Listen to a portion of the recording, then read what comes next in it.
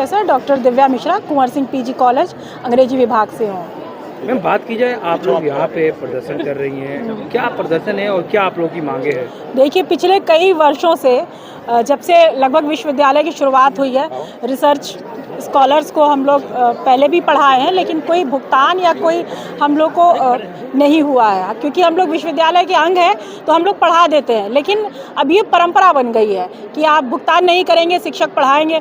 हम तो अपना कार्य कर ही रहे हैं महाविद्यालय में, सुबह से आके शाम तक हम लोग कक्षाएं ले रहे हैं, लेकिन अतिरिक्त कक्षाएं अगर ये सारे विश्वविद्यालयों में सब जगह भुगतान होता है।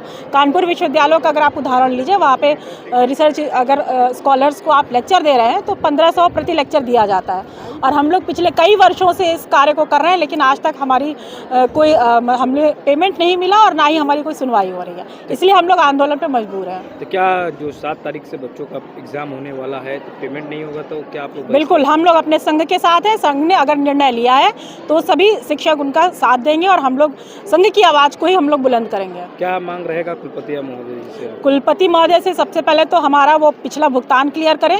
हम लोग पिछले कई साल से 3 साल से हम लोग परीक्षाएं का कोई भुगतान नहीं मिला है, उससे पहले से भी हो सकता है, और तुरंत हमारा भुगतान करके कोई भी, देखिए, आर्थिक हानि कोई नहीं बर्दाश्त करेगा। और हम लोग कर रहे हैं, हम लोग क्लासेस भी ले रहे हैं, वो तो हमारा कार्य है, लेकिन अगर परीक्षा अगर आप करवा रहे हैं तो पहले हमारा पिछला भुगतान क्लियर करिए। दूसरा, रिसर्च स्कॉलर जो है, परीक्षा हो रही है, हम लोग क्लासेस के लिए दबाव बना जा रहा है, लेकिन एक ही स्कॉलर के पास जो है, एक शिक्षक के पास 4-4 रिसर्च स्कॉलर हो पा रहे हैं, और बाकी हम लोग विश्वविद्यालय में जो है वो अपना ले रहे हैं, और हम लोग जो है कॉलेज में हम लोग तक आ ही नहीं पा रहे हैं।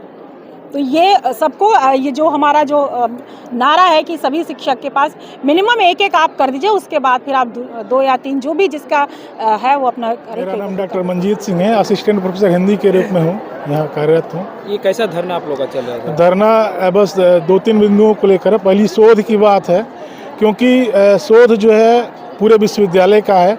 हम भले कॉलेज के लिए कहने के लिए, लेकिन हम विश्वविद्यालय के ही टीचर हैं, वहीं से हम जुड़े हुए हैं। तो ये कहाँ का नियम है कि विश्वविद्यालय के टीचर अलग है, कॉलेज का अलग है। दूसरी बात जो है, जैसे कि जब कोई व्यक्ति, हम लोग जैसे अभी 7-8 महीने हो गए जब जाते हैं बाहर परीक्षा लेने, तो अपने पैसे से जाना और आना, ये कहाँ का न्याय है? कहीं का न्याय नहीं है। अगर वास्तव में देखा जाए कि जो सरकारी गजट भी है, गजट भी कहता है कि यदि हम अग्रिम लेते हैं तो 15 दिन में, यदि हम ड्यूटी करते हैं तो उसे 1 महीने में सेटल करना है। तो यह विश्वविद्यालय के ऊपर डिपेंड करता है कि वो किस तरीके से मामले को जो है सॉल्व करता है। डॉक्टर अवनीश चंद पांडे, महामंत्री जन कुआक्टा। कल भी मैंने आपको बताया था, आज आप हमारे सभी शिक्षकों के बयान को आप सुन लिए। सभी शिक्षक विश्वविद्यालय के भुगतान न करने के रवैये से, विश्वविद्यालय की मनमानी से पीड़ित हैं। पिछली बार भी उन्होंने हमें भुगतान का आश्वासन दे के परीक्षा करा लिया, इस बार भी उनकी वही चाल है। इस बार शिक्षक मन बनाए हैं कि यदि भुगतान नहीं तो इम्तहान नहीं, परीक्षा नहीं होगी और हम उस परीक्षा का बहिष्कार करेंगे।